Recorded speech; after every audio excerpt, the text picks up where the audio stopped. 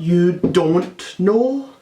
You damn sure should know. My name is Ragreynolds, and today I am yet again responding to Riley J. Dennis. Now, I wasn't planning on making any more responses to Riley. I've made 2 videos already to her, and they were back-to-back videos, and I wasn't planning on doing any more, but she did have to go and block me on Twitter after I just simply asked for a civil discourse. She has this new video about rape culture in schools and colleges and universities, whatever the fuck, so I'm going to respond to this ludicrous video. Hi everybody, my name is Riley. I'm an activist and a public speaker, and one of the issues I'm most passionate about is rape culture. You may have heard this term before, and it has slightly different definitions depending on who you ask, but I'd say it's a culture in which rape is normalized, excused, or ignored to a high degree by many people, particularly those in positions of power. I would argue that our culture fits this definition, especially at colleges and universities. How exactly does your culture fit that definition? First off, rape is not normalized. Rape is illegal. You go to prison for rape. I don't see what's so normal about that. No one excuses rape. I mean, obviously horrible people excuse rape. Also, rape is not ignored. Rape is a horrible thing. What exactly is ignored? Who's ignoring rape? If someone comes up to me and says, "This man raped me," I'll be appalled. And I'll do my best to help the person get the help they need and investigate and possibly bring the guy to justice if it turns out he's guilty. The problem with people such as yourself, Riley, is that you want to believe every single victim. You want guilty until proven innocent. And when that is not what happens, you go online and you make videos and you rant about it and you complain about how rape is not being taken seriously. But it's just because the person wasn't found guilty. If someone is found guilty of rape, they go to prison. That is not rape culture. That does not mean people would say they are okay with rape. It just means that there's a systemic problem with how we deal with sexual assault. You know, I really hate when people like yourself use the word systemic. It's always a systemic problem. It's never just racism, it's never just sexism, it's never just a rape problem, it's always systemic rape, systemic sexism, systemic racism. Can't you just say there's a problem with how rapes get reported or dealt with? Why does it have to be systemic? It's kind of like the patriarchy. It's this towering over thing. You little girl are going to stay barefoot in the kitchen and you're going to be pregnant and make my dinner. You know, that was the patriarchy there, talking down to all those women below him. I realize rape culture has become a highly divisive issue for a lot of people who want to argue about its existence. So whether you want to use the term or not, I thought we could go over some facts and statistics that demonstrate a problem, and then look at how we can solve that problem, regardless of what you want to call it. So now you're saying you just want to disregard the term rape culture and just go over facts and statistics. Then why did you fucking talk about rape culture, Riley? Why? Because the fact is, about 1 in 4 cis women report being sexually assaulted during their 4 years at college. Seriously? This bullshit again? To believe that 1 in 4 women are raped at college or university is to believe that in the United States there are rapes going on similar to that of the Congo. Here are the statistics in the Congo.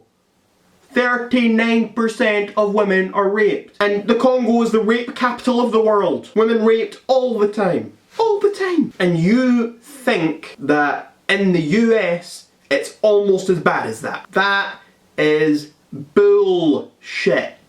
For trans people, that statistic is almost 1 in 3, and for cis men, it's about 1 in 15. And these numbers are probably low for a lot of reasons, including the fact that many survivors feel ashamed of what happened to them, and the fact that we have a cultural taboo around discussing sexual assault. Oh, so of course, we're just going to assume that the numbers are low. So back again, do you think that it is equal to the rape statistics in the Congo? Because that's kind of what you're implying here by saying these numbers are low. There's clearly a problem here. It's a problem that affects people of all genders, but it appears to disproportionately affect cis women and trans people. Oh, so I suppose this is where you just kick men out of the equation and you only talk about cis women and trans people because, of course, it's all the men's fault. These statistics come from the 2015 Association of American Universities study that surveyed 27 schools and over 150,000 students. It was a massive, comprehensive, well-executed study that gave us amazing new data to look at what's going on. Okay, so I've gone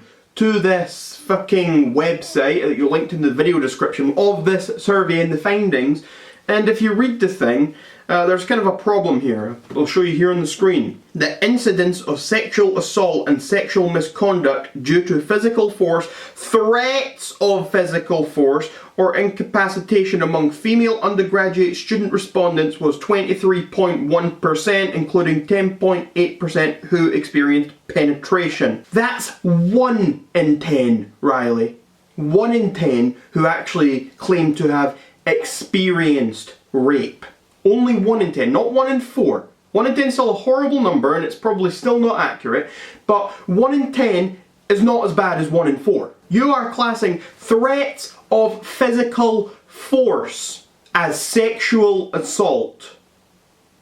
You're classing threats as sexual assault and equating that to rape. That 1 in 4 number is including threats of physical force, and that is preposterous. So those statistics from earlier were about sexual assault, which is an umbrella term that includes actions such as rape, which can be defined as forced penetration. If we narrow it down to just completed rape, we find that 14% of cis women, 15% of trans people, and 3% of cis men report being raped at some point during their 4 years at college. When I go here to the survey that you linked, number 3 here in the figures, distribution of the percent of undergraduate females reporting non-consensual sexual contact involving force or incapacitation since entering the IHE.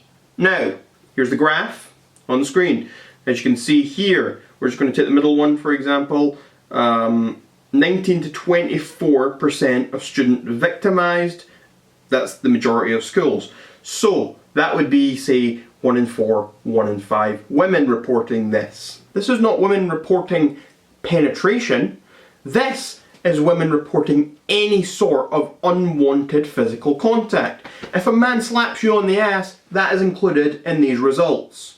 That is not equal to a man sticking his penis in your vagina. It's not the same thing. One of the things the AAU study found was that there was a huge range in rates of sexual assaults, meaning some schools had much higher or lower rates than others. That means something can be changed at a local level. You could make your school one of the safest, and other schools could use yours as a template for how they should behave. Maybe this isn't to do with a certain school being the safest. Maybe this is just due to certain schools having different mindsets, mentalities, the students. Maybe one school has students who think slapping someone in the ass constitutes rape, whereas another school with very low rates of rape is the school that thinks someone forcefully sticking their penis in your vagina is what rape is. So, what can you do? Well, first, you have to know what your school is required to do. The main law you want to keep in mind here is Title IX. Most people know of Title IX because it deals with equal treatment in sports programs, but it has a bunch of other parts that are often overlooked. One of those is that your school has to be proactive in preventing sexual violence on its campus. And if your school is not doing that, you can pressure them to do that. What are you going to pressure your school to do exactly? You're going to say, we need you to combat rape more effectively. And the school are just going to turn around and they're going to say, okay, we're going to expel everyone you have ever accused of raping you. Is that what you want? If you're a part of an LGBTQ plus group or an anti-sexual violence group, an anti-sexual violence group. What is the point of an anti-sexual violence group? I think everyone's against fucking sexual violence. That's kind of like being part of an anti-murder group. It's nonsense. If you don't feel that your student body is educated enough on consent, if you feel that your student body is not educated enough on consent, are you fucking serious right now? What exactly does someone need to be educated on consent? Consent is simply, do you want to have sex? Yes, I would like to have sex. Let's have sex. That is consent. It's as simple as that. Everyone knows that. If someone says no or pushes you away, that is obviously meaning they're not consenting to this. There's nothing else to educate. Encourage them to do more. There's a lot you have the power to do. One thing you can do is try to find out how your school handles cases when it finds someone to be guilty of sexual assault. Does your school expel them, suspend them, give them a slap on the wrist? Or, report them to the police? Find out. And if you can't find out, demand that information. Because schools shouldn't be letting rapists stay on campus, but many times they actually do. And are you going to give any evidence of these such cases? To recap, rape culture is a problem at college, but you can do something about it. I suggest you learn about your rights under Title IX, and I encourage you to pressure your college's administration to better address sexual violence. I can't quite disagree that I think every institution, every college, whatever, everyone should do a better job at fighting against sexual violence. The problem is you're trying to fight a problem that you're bumping up higher than it actually is.